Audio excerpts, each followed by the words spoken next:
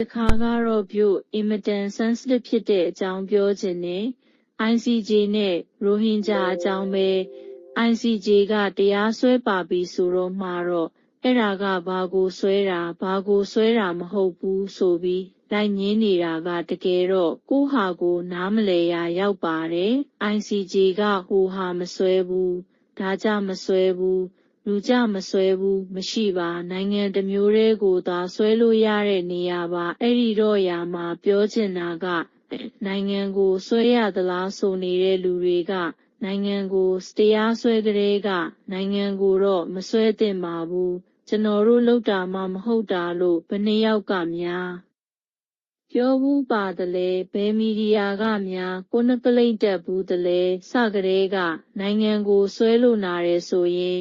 လူကိုစွဲလို့ရမဲ့နီလန်းကိုကြံဖန်ရှာကြလေစူးစမ်းဖို့စဉ်းစားဖို့ကိုတွေကနိုင်ငံချစ်တာမလားလုပ်တဲ့သူတွေကိုလည်းမုန်းတယ်ဆိုတော့ရာမှာစကလေးကအပတ်တကုတ်ဘလို့နိုင်ငံကိုစွဲတာကိုမဖြစ်အောင်လုပ်မယ်လူကိုစွဲတာဖြစ်အောင်လုပ်မယ်လို့စူးစမ်းကြလေမသေးမချင်းစူးစမ်းရှာလို့ရတယ်ချစ်တယ်ဆိုရင်နိုင်ငံကိုထိပါလို့မခံနိုင်ဘူးဆိုရင်အာမျိုးလဲမရှာတော့ဟုတ်ပြီအဲ့တော့အဲ့နိုင်ငံကိုထိလို့သာပြောနေရတာဆိုတဲ့သူတွေကအခုတရားစွဲထားတဲ့ကိစ္စတွေလုပ်တာကိုမလက်ခံဘူးလားဆိုတော့လက်တော့ခံတယ်အဲ့လိုတွေမတရားတအားလုပ်တာကိုတော့သိပါတယ်ဒါပေမဲ့နိုင်ငံကိုထိပါလာတယ်ဆိုတော့ရာမှာဘလို့ဖြစ်ဖြစ်တီးခံပေးလို့မရဘူးဆိုလိုတာက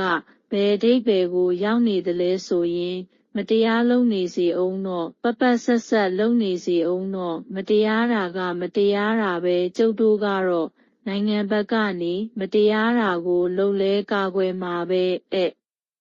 သဘောကိုတန်းသွားနေရောနောက်တစ်ခုပြောချင်တာကအာဆာတွေဝင်တိုက်လို့ရဲစခန်း30ကျော်လာတိုက်လို့ကျတော်တို့ကသူတို့ရွာသွဲရွာကိုအဲ့လိုလုပ်ရတာပါဆိုတာကပြောနေတာကိုကပြဿနာဖြစ်နေပြီမဟုတ်လားအဲ့ဒါကိုဘာတွေထပ်ပြောနေကြသေးတာလဲလူမျိုးတုံးတက်တာမဟုတ်ရင်ခရိုက်တရားနဲ့လွတ်ရင်လူတွေအဲ့လောက်တက်အဲ့လောက်ရက်ဆက်လို့ရလားဆိုတဲ့မေးခွန်းကိုဖြေကြည့်ပါအောင်အဲ့တော့မင်းကပြောပါအောင်ခုကိစ္စကိုကိုယ့်နိုင်ငံကိုတရားစွဲထားတာကိုဘလို့မြင်လဲဆိုရင်နိုင်ငံဆိုတော့ဆိုဝါလို့တလုံးတည်းပဲဖြေမှာပါအဲ့ဒါကတော့ကျွန်တော်ရဲ့တည်ချက်ပဲ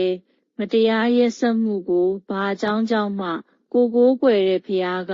တရားတယ်ထင်လို့လုပ်တယ်ဆိုရင်တောင်မကာကွယ်နိုင်ပါအဲ့ဘက်ကလည်းမလိုက်ပါအဲ့တော့လူတွေကမင်းကတပတ်တည်းပြောနေတယ်လူတွေဘက်ကလည်းအပိုတွေပြောတာတွေမင်းမမြင်ဘူးလားဆိုရင်ဟုတ်ကဲ့မြင်ပါတယ်အဲ့တော့အခြေအနေပစ္စခောက်ကိုကြည့်ရအောင်ပြဿနာစဖြစ်တဲ့အချိန်ကိစ္စတွေဆိုတာပြဿနာဖြစ်မှစရတာချင်းပဲမင်းကညံကောင်းလို့ရေရှည်ကိုကြုံမြင်လို့မင်းကပြဿနာဟိုအစောကြီးကလေးကရှာရင်ရှာလေအဲ့လူတွေ3-4တောင်းရှိကလေးကကြိုတင်ပြောကြိုတင်လို့အခုကပြဿနာဖြစ်တော့အဲ့လူတွေကရွာတွေရာကျော်မှာလူတွေတန်းနဲ့ချီပြီးရှိနေပြီမင်းဟာမင်းသတိမထားမိလို့ဖြစ်တဲ့ကိစ္စကိုဟာကိုခံလေအဲ့တော့ပြဿနာဖြစ်တဲ့အချိန်မှာလူတွေတန်းချီပြီးရှိနေပြီဟုတ်ပြီအာဆာကအကြမ်းဖက်တယ်ယူတွေကတရားရုံးမှာသူတို့အကြမ်းမဖက်ပါဘူးပြောပေမဲ့ကိုတွေကအကြမ်းဖက်တယ်လို့ပဲသူတို့ပြောတဲ့အတိုင်းအမှန်ပဲဆိုပါစို့ရဲစခန်း30ကျော်ကိုတပြိုင်နက်တည်းတိုက်ခိုက်တယ်အဲ့လိုပြောတာနော်ဟုတ်ပြီဖက်တွေရဲစခန်းဘလောက်ကိုတိုက်လဲ12-19မှာလားရှိုးလိုမျိုးကိုတောင်ဝင်သိမ်းတာမလားမျိုးကိုကင်ထားတာအကြာကြီးလေခမားတို့အားပေးခဲ့ကြတယ်လေအာဆာကရဲစဝန်း30ကျော်တိုက်မှခမားတို့ကသူတို့ကိုအကြမ်းဖက်တယ်တဲ့လားအဲ့လိုတိုက်လို့သူတို့ကိုပြန်လို့ရတယ်ဆိုတာကိုတော်လန်ရေးဘက်ကလူတွေကလက်ခုပ်တစ်ဖြောင်းဖြောင်းတီးနေတာအောစရာပါကောင်လေးရွာသား2ယောက်ကိုမီးရှို့တတ်တော့ပီဒီဖက်ရွာတွေကိုစီးတုံးကလေမင်းတို့တောက်တစ်ခေါက်ဖြစ်တယ်မလားအခုလူအများကိုတက်မရင်းချင်းလုံနေတာကြတော့ရဲစခန်းတွေကိုဝင်တိုက်လို့ပြန်လို့ရတာပါဆိုတာကိုခြေပရာကောင်းတယ်လို့ပြောနေကြတယ်ဟုတ်လားဟိုဘက်ကလူတွေကိုတော့ဘာမှမပြောခြင်းဒီဘက်ကလူတွေကပါနိုင်ငံကိုထိလို့ဆိုပြီးအခုလိုခြေပရာကို နိုင်ငံမရှုံးပြီးရောအားပေးနေခြင်းဟာဟိုကိုတွေဘက်ခမီးရှို့ခံရတဲ့သူတွေကိုသူတို့ကပီတီဖက်ရွာကမို့လို့လှုပ်တာပါဆိုတာကိုအားပေးနေတာနဲ့အတူတူပဲတောက်သုံးမကြတဲ့ကောင်တွေရဲ့ဟုတ်ပြီအဲ့လူတွေကအဲ့မှာရှိနေပြီးသူတို့ကဘာလူမျိုးသူတို့လိပ်စာကပါခမားတို့တိလားဟုတ်တယ်ရိုကောင်းဆောင်အင်တာဗျူးဖြေသွားတယ်အဲ့ဒီတောင်ကျွန်တော်ဝဲတယ်မေးတဲ့သူကခမားတို့ဘာလိုချင်လို့လဲဘာလို့ဆွဲတာလဲဆိုတော့ကျွန်တော်တို့ကိုရိုဟင်ဂျာလူမျိုးအဖြစ်အတိမတ်ပြုပြီးတော့နိုင်ငံကတခြားသူတွေလိုပဲတန်းတူခွင့်ရေးလွတ်လွတ်လပ်လပ်သွားနိုင်မယ်သူတို့ရိုဟင်ဂျာဆိုလို့ဆိုပြီးလောက်တာဘာမှမရှိရင်ရပြီးသူများတွေလိုသူလိုငါလိုပဲတတ်မှတ်ပါတဲ့ခမားတို့ကိုကြတော့တေချာပြောပြမယ်အဲ့ဒါကခမားတို့နဲ့အတူတူလူဗီဇမျိုးနွယ်တူလူသားလင်ဖြစ်နေသေးတယ်အဲ့လူတွေက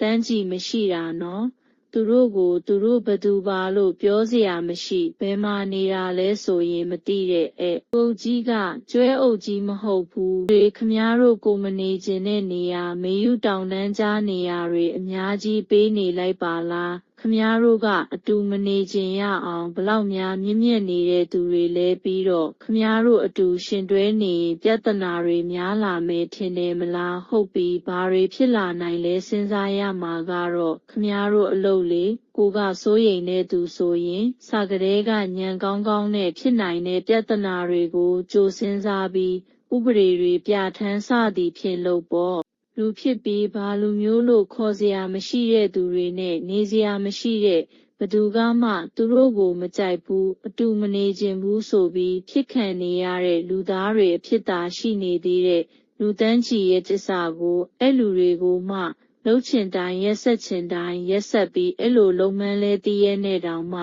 နိုင်ငံတော်ကြီးကိုထိရင်မခံနိုင်တာနဲ့လှုပ်တဲ့သူတွေဘက်ကိုအနိုင်ရစေခြင်းနဲ့ဆိုတဲ့ခမားတို့ရဲ့စိတ်ကိုခမားတို့ပြန်စဉ်းစားကြည့်လိုက်ဘာလဲဆိုတာအဖြေပေါ်လာလိမ့်မယ်သူတို့လှုပ်တဲ့ရက်ဆက်မှုတွေကိုသူတို့လှုပ်တယ်ဆိုတာအငင်းမထွက်ဘူးအာစာကအရင်တိုက်လို့ရဲစခန်း30ကျော်ကိုဝင်စီးလို့ရွာ300ကျော်ကိုဒီလိုလုပ်ရတာပါဆိုတဲ့ဖြေရှင်းချက်ကိုလက်ခုပ်တီးနေတဲ့ခမားတို့ကိုလည်းနားမလည်ဘူးအမလေးတကယ်ပညာတတ်ကြီးတွေနိုင်ငံခြားကဘွဲတွေအပြင်ကိုမှသူများကိုတောင်းစာပြန်တင်နေကြတဲ့သူတွေနောက်အဲ့လူတွေကိုလည်းပစ္စလက်ခတ်လက်မခံနဲ့ဘင်္ဂလားဒေ့ရှ်လည်းအဆက်သာရှိရင်လဲတည်ဖို့တဲ့နဲ့အဲ့တော့ခမားတို့ပြောသလိုအပိုတွေပြောတာလည်းရှိမှာပေါ့သူတို့ကလည်းသူတို့ပဲဆိုတာမျိုးရှိနိုင်ပါတယ်ကျွန်တော်ပြောချင်တာကသူတို့ကမတရားနှက်ဆက်အသက်လွတ်သက်ဖြစ်နေတာမဟုတ်သေး၍သူတို့ရဲ့မျိုးဆက်တွေပါလူမျိုးလို့တခြားလူတွေကခေါ်ခံရရေးဘာနဲ့ပဲနေရငါနေထိုင်ခွင့်တရားဝင်ရှိတဲ့နေရာမှာထံကားနေတာကွာဆိုတာလေသူတို့မျိုးဆက်တွေရဖို့ပြောတာတွေဘာတွေရှိရင်လဲကျွန်တော်ကတော့အပြစ်မတင်ရက်ပါပြီးတော့ကလေးတွေအများကြီးမွေးတယ်သူတို့လူဦးရေများလာရင်သူများတွေကိုကန်ထုတ်ဖို့မင်းတို့အဲ့လိုတကယ်ပဲထင်နေရင်မိန်းမတွေကိုကလေးမမွေးနိုင်အောင်နှိပ်စက်လို့မရဘူးနှိပ်စက်ဖို့မလိုဘူးမင်းတို့လုပ်ဖို့အချက်2ချက်ပဲရှိတယ်တစ်ခုကလူမျိုးတွေဖြစ်လာနိုင်ပါတယ်ဆိုပြီးအထောက်ထားပြည့်စုံတဲ့အခုဖြစ်နေတဲ့ ICA ကကြမှာသွားတိုင်ခြင်းနောက်တစ်ခုက